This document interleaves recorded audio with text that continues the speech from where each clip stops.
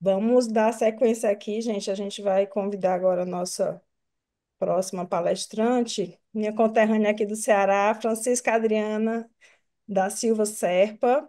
Ela é supervisora certificada em MDR, especialista em neurociência e treinadora em neurofeedback e coautora do livro MDR com Crianças Voltando aos Trilhos, volume 2. Adriana, cadê você? Tá aí? Tá bom. Muito feliz em estar participando aqui com vocês. Quando a Alessandra me fez o convite, eu fiquei, vixe, o que que eu vou apresentar, né?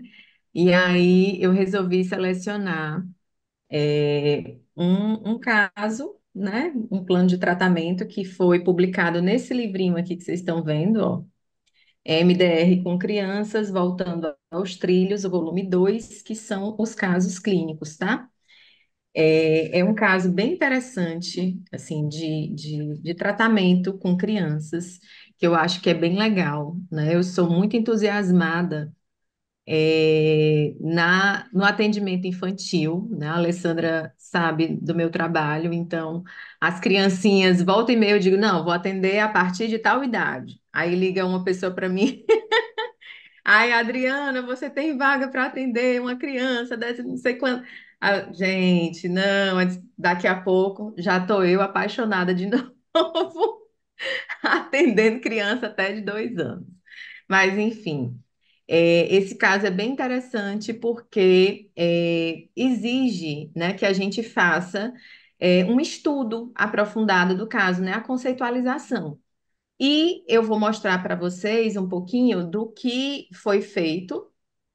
Ao final, Alessandra, vai ser ao final de todas as apresentações, as perguntas, é? Ou ao Isso, a final de gente cada uma? é no final de todos. A gente preferiu deixar Certo. centrado para não atrapalhar, né, a sequência. Tá bom, tá ótimo, então. Então, assim, esse caso é de uma criança de 5 anos, tá bom? Que eu atendi, fazem 4 anos, né, do atendimento dessa criança. Aparentemente, a criança não tinha nenhum trauma visível, né? E os pais me procuraram, eu vou mostrar para vocês a sequência do que eu fiz, né, para conceitualização e depois o atendimento mais especificamente voltado para os protocolos do MDR, tá bom? A apresentação que eu tenho hoje para vocês é do caso de uma criança, como eu já tinha falado, de Tá 5 bom. anos de idade, tá? Que tem um transtorno alimentar Tá bom. restritivo e evitativo, tá bom? O reprocessamento do transtorno alimentar em crianças. Esse estudo de caso apresenta o tratamento de uma paciente de 5 anos com transtorno alimentar restritivo e evitativo através da psicoterapia MDR, desde a avaliação até os resultados positivos obtidos após 7 meses de intervenção, tá? Podemos seguir. Então, o que é o transtorno alimentar restritivo e evitativo, tá? Eu trouxe aqui uma definição para a gente poder conceitualizar o caso dessa criança.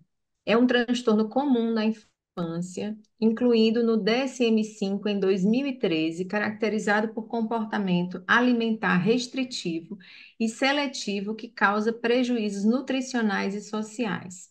Antes, ele estava no grupo dos transtornos alimentares não especificados. Então, a partir desse momento, o DSM-5 separa, né, cria uma nova categoria para que a gente entenda esse fenômeno, que vem muitas vezes associado a transtorno do espectro autista, TDAH e transtorno do processamento sensorial. Isso pode dificultar o diagnóstico tanto em crianças quanto em adultos. O fato é que, na maioria das vezes, hoje as crianças chegam aos consultórios com outras demandas. E aí, muitas vezes, a questão alimentar ela é colocada como um sintoma daquele quadro e não como um quadro especificado. E aí isso torna mais complicado. Mas essa família me procurou para o atendimento dessa criança porque eles não estavam conseguindo viajar, não estavam conseguindo ter passeios em família, porque eles precisavam constantemente levar tudo que tinha em casa para A poder avó essa vai ficar criança se escutando isso aqui, alimentar. tá? Que é uma aula da avó, tá? Tudo Marta, teu áudio está ligado. Pronto. E aí, o seguinte, o que que acontece? Como na maioria das vezes nos consultórios, ou se chega com um transtorno do espectro autista ou com diagnóstico de TDAH, dificilmente outros fatores são associados à alimentação. E essa família me procurou justamente porque não estava conseguindo lidar com essa situação. Eles estavam começando a ter prejuízos sociais e de convivência com essa criança. Ela não conseguia participar de aniversários na escola, ela não conseguia participar de eventos em família, essa família não conseguia viajar, porque essa criança ela só comia 5 alimentos. E o mingau, que tinha que ser feito da mesma forma pelas mesmas pessoas, porque se mudasse a textura, ela já, segundo a família, né, inicialmente não conseguia se alimentar. Mas o fato é que essa condição ela gera um alto nível de estresse, tanto para o paciente quanto para a família, afeta a nutrição e a interação social e o desenvolvimento. Outro fator que é muito associado ao TARE é o baixo peso, condição que essa criança não tinha, porque ela tomava 4 mingaus por dia, então ela não tinha baixo peso, mas ela tinha um sistema imunológico muito frágil. Qualquer virose já abatia essa criança, ela ficava bem pálida, ela não tinha todas as vitaminas, precisava tomar suplementos, e isso dificultava muito de a família saber o que fazer. O outro fator interessante que nos ajuda muito na clínica é a gente entender que 25% dessas crianças é uma média que eu encontrei num único livro, que é um e-book específico desse transtorno, porque ele é muito. Ele já é visto nos nossos consultórios há muito tempo, mas a categorização dele no DSM-5 ela é muito recente.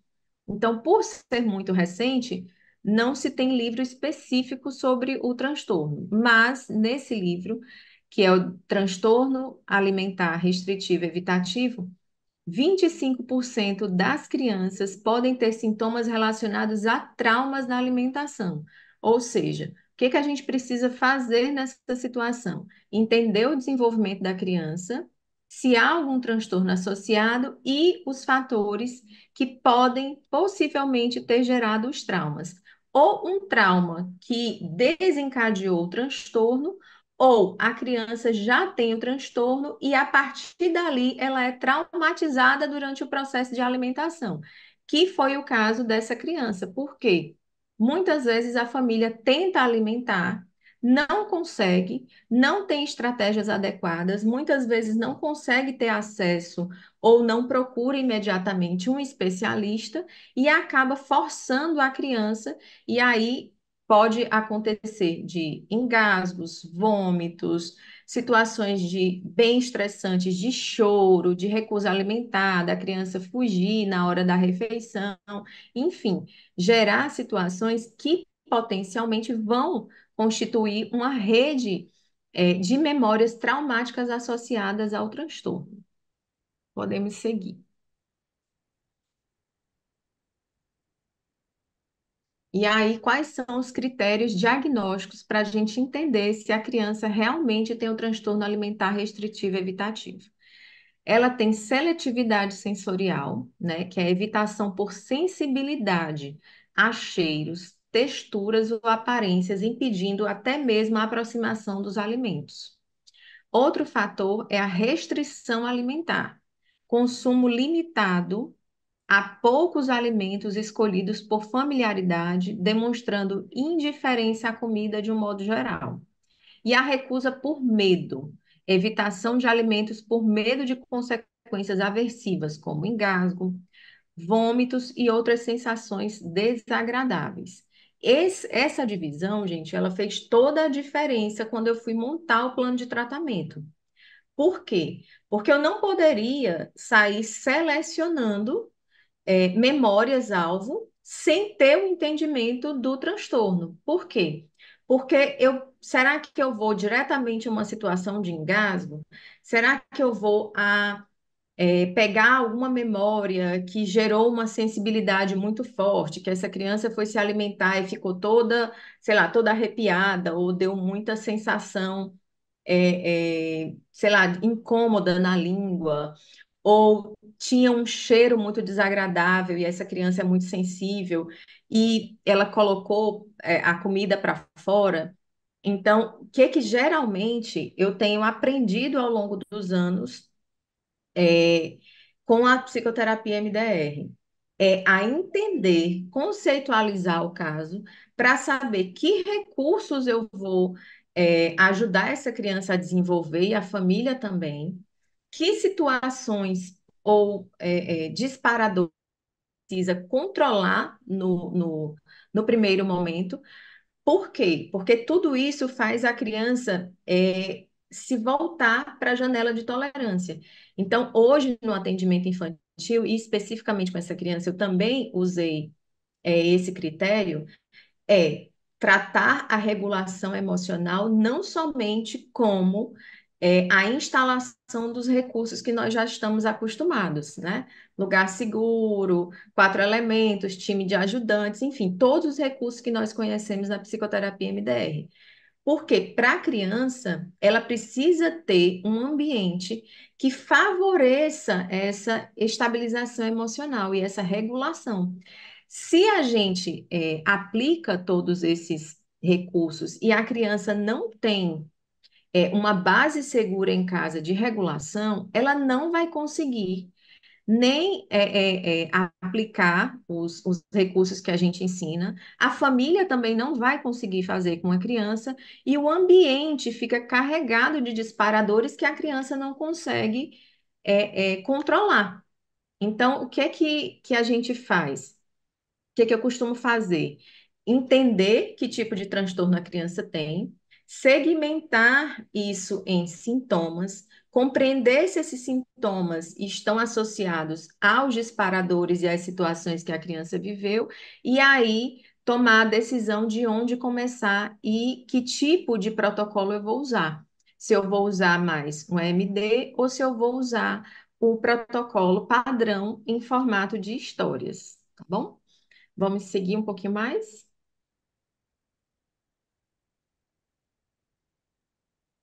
E aí eu vou trazer para vocês o caso clínico, né?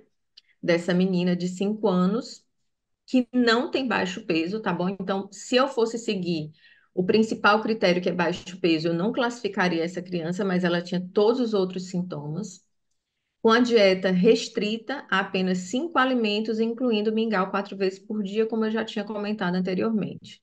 Os sintomas que ela apresentava no início da terapia: evitação acentuada, aversão a alimentos, medo de engasgo, sensibilidade sensorial a cheiros e texturas e muita ansiedade quando ia se aproximando o momento dela se alimentar. O impacto familiar disso: vida social comprometida, necessidade de levar utensílios para fazer mingau em viagens e estresse nas refeições. Antes da psicoterapia MDR, essa criança já havia realizado tratamento fonoaudiológico para trabalhar mastigação e deglutição, porém sem resultados no comportamento alimentar. E é interessante como é bom a gente fazer perguntas bem simples, que às vezes são triviais, e a família acaba se tocando para algumas coisas que acontecem e a gente realmente deixa passar. Uma das coisas que eu perguntei a essa família foi: ela já fez algum tipo de intervenção voltada para a alimentação?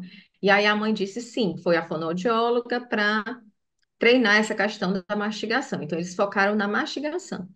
E aí eu perguntei, que horas era o atendimento, da sua filha? Ela disse, 7 horas da noite, que é o único horário que eu tenho para levá-la ao atendimento, porque a mãe e o pai trabalhavam o dia inteiro. E aí eu disse, o que que ela comia antes de ir para a sessão de fonoterapia? Ela disse mingau. Então eu disse, realmente ela não ia mastigar nada? Ela estava saciada, regulada, calminha, tinha tomado o mingauzinho dela. Então, tudo que aparecesse poderia entrar no rol das situações aversivas que ela facilmente iria repelir. E aí eu perguntei se a fonoaudióloga tinha comentado algo sobre o assunto, e a família disse, não, não nos perguntou. E hoje em dia a gente sabe que é muito importante, inclusive tem uma área da nutrição que é a nutrição comportamental. Então você tem que entender o comportamento alimentar de uma pessoa para saber como que o meu corpo reage diante da alimentação, horários, tipos de alimento, como eu vou me alimentar, se eu estou ou não ansioso. E aí, infelizmente, passou desapercebido e me veio a ideia de começar a fase 2 pela questão do comportamento alimentar. Então, a fase 2 da terapia MDR com essa criança, ela contou com a questão da nutrição comportamental, do comportamento, né, relacionado a essa questão da alimentação, e o comportamento dos pais diante da alimentação, para eles também aprenderem a se regular enquanto a criança se alimentava. Vamos seguir um pouquinho mais para entender mais o caso, tá? E aí eu fui perguntar, né, conhecer um pouco mais os fatores de risco e o histórico familiar. O histórico materno, né? A mãe sofreu 2 abortos anteriores à gestação da paciente. Ela teve uma gravidez de risco com repouso prolongado. Ela ficou 7 meses, não, quase 7 meses, deitada. Ela não podia fazer esforço. Quando criança, ela testemunhou a morte de um amiguinho, né, da rua que ela morava, por atropelamento na frente dela. Tinha um apego inseguro com a própria mãe e um medo intenso de que a filha engasgasse e morresse. Por que que foi importante, gente, entender o histórico da mãe? Porque eu percebi que era a mãe uma das principais pessoas que tinha muito medo de alimentar a criança. Ela ficava extremamente ansiosa só em me falar como era a alimentação da filha. Então eu disse para ela, eu disse, olha, eu percebo que você tem alguns receios. Na tua fala é possível perceber que você fica muito ativada quando eu vou te fazendo perguntas sobre o que você consegue ou não consegue fazer com ela em relação à alimentação. Deixa eu te perguntar algumas coisas mais específicas, e foi aí que eu sugeri que a mãe fizesse psicoterapia, mas também que a gente realizasse algumas sessões voltadas para alguns traumas da mãe relacionados a medo da criança morrer, porque aquilo ali deixava ela muito ativada. Ela topou, e aí eu fiz algumas sessões com ela, né, com o protocolo padrão, e foi extremamente importante para a criança se regular, para ela poder se alimentar. Então, eu não fui logo na questão de vamos tratar momentos de engasgo, não, vamos regular esta família, vamos entender quem foi que sofreu os primeiros traumas com medo de morrer, e foi a mãe. E aí, todas as outras questões que foram aparecendo, tanto na fase de história clínica, quanto também na fase de reavaliação, que eu percebi que faltava alguns dados e eu fui solicitando à família e fui entendendo um pouco mais o contexto da alimentação dessa criança. Então, o histórico alimentar dela era de alimentação processada no liquidificador até 2 anos. Então, essa alimentação, ela justifica não o transtorno alimentar restritivo evitativo, não mesmo, é justificado pelos medos que a mãe tinha da filha morrer. Então, ela não, toda a orientação que as pediatras davam ela ouvia, entendia, mas segundo ela, quando ela ia colocar em prática, ela não se via colocando uma colher de comida sólida na boca da filha. Então ela recuava, não fazia e não autorizava ninguém da casa a fazer. E aí a introdução alimentar dessa criança, ela foi inadequada pela ansiedade da mãe.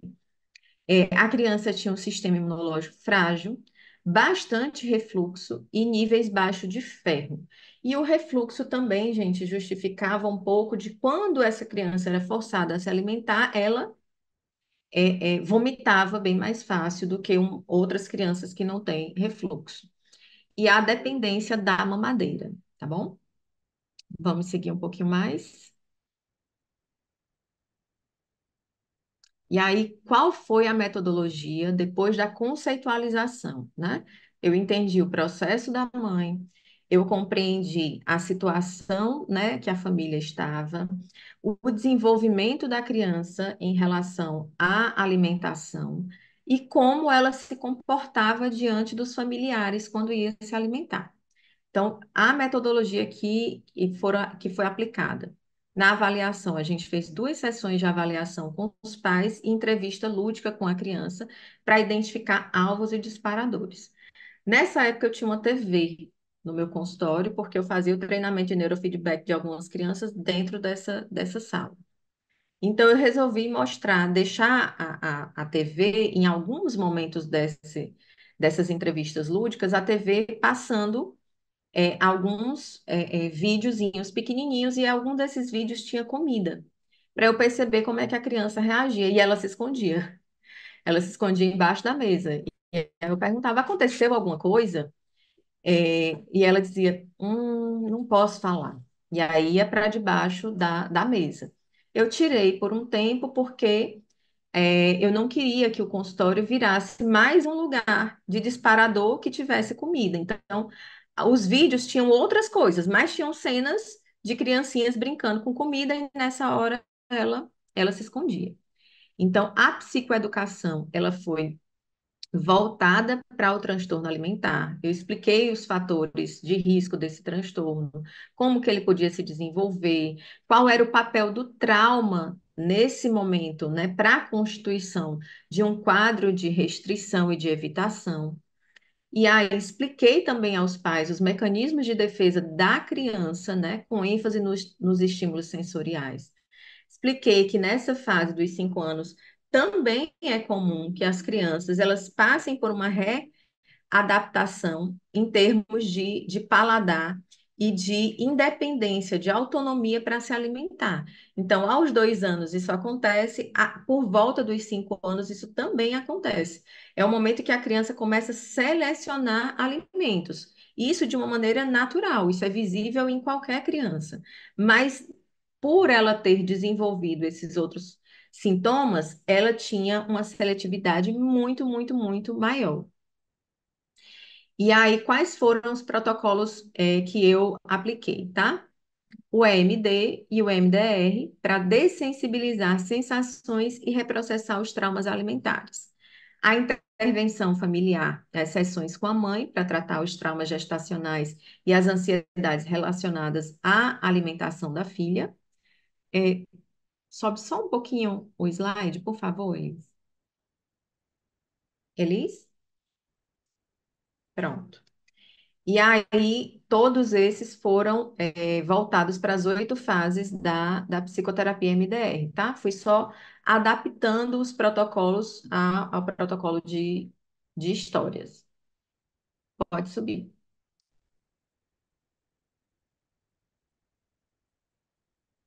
E aí, como é que foi feito, né? Como é que foi pensado o plano dessa criança? MD para texturas, tá? Então, eu fiz sessões com protocolos de história, só para dessensibilizar as texturas. O MDR da recusa alimentar, dos momentos em que ela recusou e que aquela situação se transformou numa situação super estressante para a família e para a criança, em que ela se desorganizou, chorou, enfim, se desestabilizou. O MDR para medo de engasgo, que a criança também desenvolveu esse medo, a mãe tinha e a criança passou a ter também, e as sessões de MDR com a mãe, tá? Pode passar mais um pouquinho.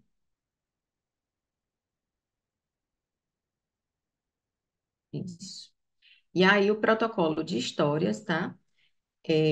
Para quem não conhece o protocolo de histórias, acredito que aqui nós somos a maioria de psicoterapeutas MDR, Alessandra? Ou tem Tá pessoas que bem não? é bem misturado. Tem o pessoal no YouTube, que é o público geral, e aqui Sim, no Zoom é mais terapeuta MDR, sim. tá bom. Então, o protocolo de histórias, como é que ele acontece, né? Quando a gente Deixa eu precisa. só, já interrompi, né? Vamos só Tá, tentar ir concluindo. A minha preocupação é com o tá. tempo. A gente vai ter que estender um pouquinho Uhum, o tempo que a gente teve o atraso, mas se tu conseguir uhum, resumindo, viu, Adriana? consigo, consigo sim. É, o protocolo de histórias, ele é voltado para, principalmente, atendimento infantil, não que a gente não possa utilizar com os adultos, né? Claro, podemos e devemos utilizar com os adultos, mas o protocolo de histórias, ele é muito importante para que a criança ela se identifique, ela proteja o eu do acesso direto, né, a situações estressantes e aos principais elementos disparadores de medos, de ansiedade que estão associadas às memórias traumáticas. Então, ela me ajudou a selecionar uma personagem que acompanhou muitos momentos da terapia, que foi a Mila, né? Ela me ajudou a escolher. E aí a gente criava sempre histórias voltadas para essa personagem, tendo o entendimento de que uma das principais crenças negativas que essa criança tinha é não vou conseguir. E ela tinha muita raiva e muito medo associados à alimentação. E aí ela tinha constantemente a sensação, por isso que eu trouxe esse exemplo desse protocolo, de uma coisa ruim na garganta. Ela sempre falava, tem uma coisa ruim na minha garganta. E aí eu fazia sempre a estimulação bilateral durante a narrativa.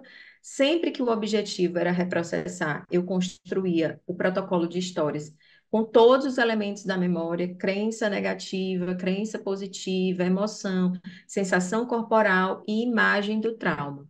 Quando era mais a dessensibilização, o protocolo de histórias também era montado, só que em cima da sensação que precisava ser dessensibilizada. Pode seguir.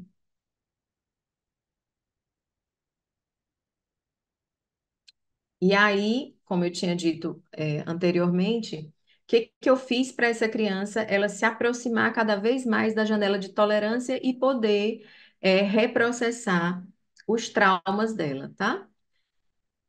As mudanças na rotina, realizar refeições à mesa, evitar dispositivos eletrônicos durante as refeições, não tomar mamadeira dormindo, que era uma prática que essa família tinha que não ajudava a criança porque ela acordava sem fome, estabelecer horários regulares para as refeições, tá?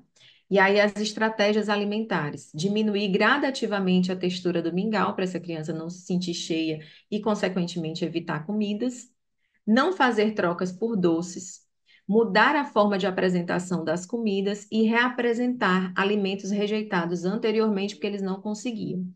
E aí o suporte emocional que foi oferecido. Instalação de recursos com os pais. Boa parte dos recursos que eu instalei na criança, eu ensinei aos pais, né? Fiz uma sessão bem longa, de 2 horas, ensinando todos os recursos e o porquê que a gente precisava incentivar a criança a fazer. Trabalho com os traumas parentais. Antes de acessar os traumas da criança, eu trabalhei primeiro com a mãe. Eu não fui logo para os traumas associados à alimentação. A redução da ansiedade durante as refeições, ou seja, ficaria perto da criança, só aquele adulto, que no caso o escolhido primeiro foi o pai, que conseguia se manter regulado mesmo diante da recusa da criança. E aí, as estratégias de regulação trouxeram essa criança para uma janela de tolerância e de estabilidade tão interessantes que, mesmo antes da gente começar a reprocessar, ela já começou a provar alimentos que ela nunca tinha provado, e aí ela mesma começou a querer me mandar vídeos. Ela, mãe, manda vídeos para a tia Adriana, que agora eu consegui colocar na minha língua tal comida. E aí a coisa mais bonitinha foi que depois do primeiro reprocessamento, ela pediu para a mãe dela filmá-la comendo arroz, feijão e o franguinho que ela disse que aprendeu a gostar. Pode seguir. Acho que parou aqui, né? Travou, Alessandra? Ah, prontinho. Os resultados e as conclusões desse caso, tá? Os avanços significativos. A diminuição das sensibilidades a gosto e cheiros, redução da ansiedade ao provar novos alimentos, perda do medo de engasgo, aumento na variedade e quantidade de alimentos ingeridos, redução do estresse familiar nas refeições e maior autonomia na alimentação dessa criança. Uma das coisas que eu enfatizei muito foi que, apesar dessa criança ter tido muitas conquistas, uma evolução gigante com a terapia MDR na alimentação, ela precisava dar seguimento ao tratamento com uma nutricionista. Por quê? Porque toda a base, né, estava pronta. Ela reduziu a ansiedade, a sensibilidade, aceitou provar alimentos, aumentou a ingestão e a quantidade e a variedade dos alimentos. Só que a nutrição para os casos de TARES extremamente importante, é fundamental. Por quê? Porque a criança ela precisa dar continuidade a essa evolução. E uma coisa interessante, um dado interessante é que eu dei alta para essa criança, para ela seguir com o nutricionista, e aí, um ano depois, eu perguntei à família se eu poderia publicar esse caso e perguntei como estava a alimentação dessa criança. E, segundo a mãe, ela continuava com muitas evoluções, o que me deu uma alegria muito grande de ver o quanto que a psicoterapia MDR ela é fundamental e ela é duradoura, né, com os resultados, porque após um ano a criança continuava evoluindo, continuava se alimentando cada vez melhor, tá bom? Esse é o caso. No finalzinho, quem tiver dúvidas, tá? A gente para um pouquinho para tirar as dúvidas do que não ficou tão claro. Muito bom. E deixa o teu contato também aí no chat do teu Instagram para o pessoal poder seguir. Tá bom. Parabéns, apresentação linda, né? Parabéns pelo caso. Obrigada. Fica difícil você parar de atender criança consigo. E aí eu sei que Fica. o desafio do atender criança é essa pegada que você às vezes tem que atender a família, né? Então, Uhum. esse duplo desafio aí, mas que bom que você tem esse manejo. Antes de se aposentar aí da infância, vamos formar mais terapeutas de infância aí. Eu sei que você está num caminho aí de ensinar muita gente, então Eu vivo vamos. dizendo que eu vivo dizendo que eu não, não, mas a paixão é grande demais.